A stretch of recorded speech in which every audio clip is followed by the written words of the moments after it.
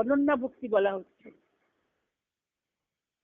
অব্যভিচারিণী ভক্তি বলা হয়েছে 14 অধ্যায়ে। মনে করি 14 অধ্যায়ের শেষ মন্ত্রের আগের মন্ত্র, গুণাতীত, যেটা গুণত্রয় বিভাগ যোগের।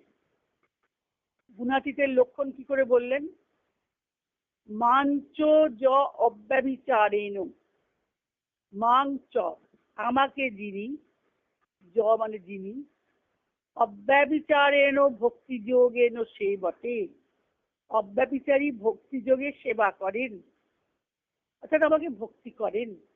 ওইখানেও অব্যভিচারিণী ভক্তি বলা হলো, ওই অনন্যা ভক্তি। কি হয় তার? সগুণান সমত্বইতান ব্রহ্ম ভূয়ায় কল্পতে। তখন তিনি 3 গুণের অতীত হয়ে ব্রহ্মভূত হয়ে যান। আমরা তো 3 গুণের মধ্যেই থাকি।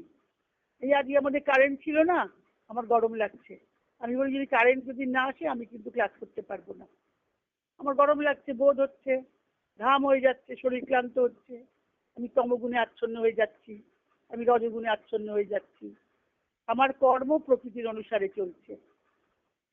তখন সাত্বিকতা আমার পেছনে চলে গেছে। নিজেকে বিচার করি, আমাদের কারেন্ট কেটে নিয়েছিল, টাকা দেওয়া হয়নি বলে, যাই হোক পরে আবার এসছে।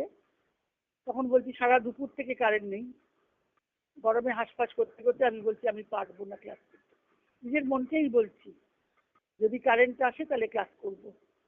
আবার কতটা নির্ভর, মাত্রা স্পর্শাস্তু কৌন্তেয়, তখনই আমার গীতার মন্ত্র মনে পড়ে গেল যে আমরা মাত্রা স্পর্শের ওপরে আমরা নির্ভর করি। শীতোষ্ণ সুখ দুঃখ দা আগমা অপাইন অনিত্যা প্রাণ তিতিক্ষস্য ভারত।